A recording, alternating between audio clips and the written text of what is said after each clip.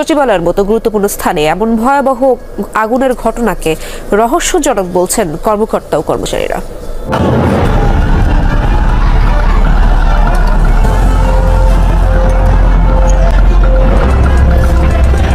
গতকাল উপদেষ্টা আসিফ ও নাহিদ ইসলামের সচিবালয়ে আগুন লাগার ঘটনাকে কেন্দ্র করে দেশে তৈরি হয়েছে নতুন এক ষড়যন্ত্রের অধ্যায়। তবে এই ষড়যন্ত্রকে রুখে দিতে ইতিমধ্যে বিএনপির যুগ্ম মহাসচিব রুহুল কবির রিজভী জানিয়েছেন এগুলো সাজানো গোছানো একটি ষড়যন্ত্র। গণ অভ্যুত্থানের পর দেশের একমাত্র বড় পার্টি বিএনপি, আর এই পার্টিকে সাধারণ জনগণের কাছে হেনস্থার স্বীকার করার জন্য এই ধরনের নাটক করছে উপদেষ্টারা। হ্যাঁ প্রিয় দর্শক, বিস্তারিত জানতে ভিডিও জুড়ে সাথেই থাকুন। মোহাম্মদ এরশাদের মতো এবং শেখ হাসিনার মতো একই কালচার, একই সংস্কৃতির যদি পুনরাবৃত্তি হয়, তাহলে তো মানুষ মনে করবে আরেকটি ফ্যাসিবাদ তৈরির প্রচেষ্টা চলছে। এখানে অন্তর্বর্তীকালীন সরকার তারা জিনিসটাকে যাচাই বাছাই না করে হয় তারা এটি করেছেন, অথবা তাদের মনে যদি কোনো অসৎ উদ্দেশ্য থাকে যে আমরা আবারও মঈনুদ্দিন ফখরুদ্দিনরা যে প্রচেষ্টা নিয়েছেন যে বিএনপিকে ভাঙার, গণতান্ত্রিক শক্তিকে দুর্বল করার, সেই ধরনেরই আরেকটি ক্ষুদ্র প্রচেষ্টা অত্যন্ত ক্ষীণ আকারে এই সরকারের ভিতরে কাজ করছে কিনা, তাদের অন্তরের মধ্যে ক্রিয়াশীল আছে কিনা, এই নিয়ে জনগণে কিন্তু ব্যাপক সন্দেহ দেখা যাচ্ছে। আমরা এখন এই সংস্কারের যে কি রূপ হবে, কোন পর্যায়ে নিয়ে যাবে, সেটা আমরা বলতে পারি না। কারণ আজকে সাইবার সুরক্ষা অধ্যাদেশের যে আমরা রূপটি দেখছি, সেই রূপটিতে আমার কাছে ভালো কিছু দেখছে না। আমার কাছে মনে হচ্ছে ডালের মধ্যে কিছু কালো পদার্থ রয়েছে বলে মনে হচ্ছে। গতকাল মধ্যরাতের যে আগুন, সে আমরা জানি না, আমি কোনো মুখরোচক কথা বলতে চাই না।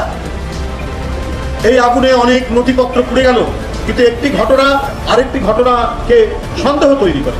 গতকালই আমরা সংবাদপত্রে দেখেছি যে একটি সরকার কয়েকটি গুরুত্বপূর্ণ নথি চেয়ে পাঠিয়েছেন সরকারের পক্ষ থেকে।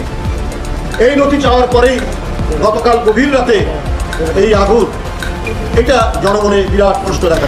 এদিকে গণ অধিকার পরিষদের চেয়ারম্যান বিপি নুরুজ জানিয়েছেন এটি একটি সাজানো গোছানো ষড়যন্ত্র। এই ষড়যন্ত্রের মূল উৎস খুব দ্রুত জনগণের কাছে পরিষ্কার করবে বলেও তিনি জানিয়েছেন। একটা মর্মান্তিক দুর্ঘটনা ঘটে গেল, এটি এমনিতে কোনো দুর্ঘটনা নাকি কোনো মানব শ্রেষ্ঠ পরিকল্পিত ষড়যন্ত্র, সেই বিষয়টি খতিয়ে দেখতে হবে। আমরা অনেকদিন ধরেই দেখছি যে এই সরকার দায়িত্ব নেওয়ার পর থেকেই দেশকে অস্থিতিশীল করার জন্য এবং সাম্প্রতিক সময়ে আগুন এবং আগুনের যে ধরন, আসলে যেগুলো আমরা ভিতরে গিয়ে দেখলাম, বিশেষ করে আপনার একাধিক জায়গা থেকে আগুনের বোধহয় সূত্রপাত এক জায়গা থেকে না দুই জায়গা থেকে, সেটুকু তো এখনই সুনির্দিষ্টভাবে বলা যাচ্ছে না। তবে দেখা যাচ্ছে যে বিভিন্ন জায়গা থেকে আগুন লেগেছে, তার একটা আলামত লক্ষ্য করা যাচ্ছে, এবং যেভাবে কয়েকটি ফ্লোর একেবারেই কয়লা হয়ে গিয়েছে, তাতে বোঝাই যাচ্ছে যে এটা কোনো স্বাভাবিক কোনো দুর্ঘটনা না।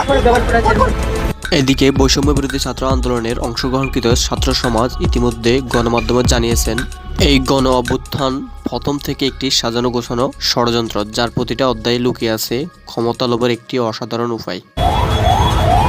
বাংলাদেশ আজকে এমন একটা পরিস্থিতিতে সব দাঁড়িয়েছে যে বাংলাদেশের কোন জায়গায় কোনো নিরাপত্তা নেই। সড়কে মানুষ কিভাবে হত্যার শিকার হচ্ছে, কোন সরকার যে আসলে এখানে ক্ষমতায় আসে সেটা আমরা বুঝতে পারি না। এখানে কোনো জবাবদিহিতা নেই, যে যাকে পাচ্ছে তাকে মেরে দিচ্ছে, যে যাকে পাচ্ছে তাকে। এই আন্দোলন শুরু থেকেই পপুলিজম দ্বারা ভয়াবহ দুষ্ট ছিল। জনগণের সার্বভৌমত্ব, খুব গাল ভরা কথা। জনগণকে আমরা তো 9 দফায় কোনো রাষ্ট্র সংস্কারের দাবি দিই নাই। তাহলে আমি যখন এখন বলতেছি যে যারা সংবিধান পরিবর্তন চায় না, তারা অভ্যুত্থানের যে স্পিরিট, সেই স্পিরিটের সাথে বিশ্বাসঘাতকতা করতেছে। কেন? আপনি অভ্যুত্থানের কোথাও লিখছিলেন যে আপনি সংবিধান পরিবর্তন করবেন? আপনি কোথাও বলছেন এটা মুজিববাদের বিরুদ্ধে লড়াই?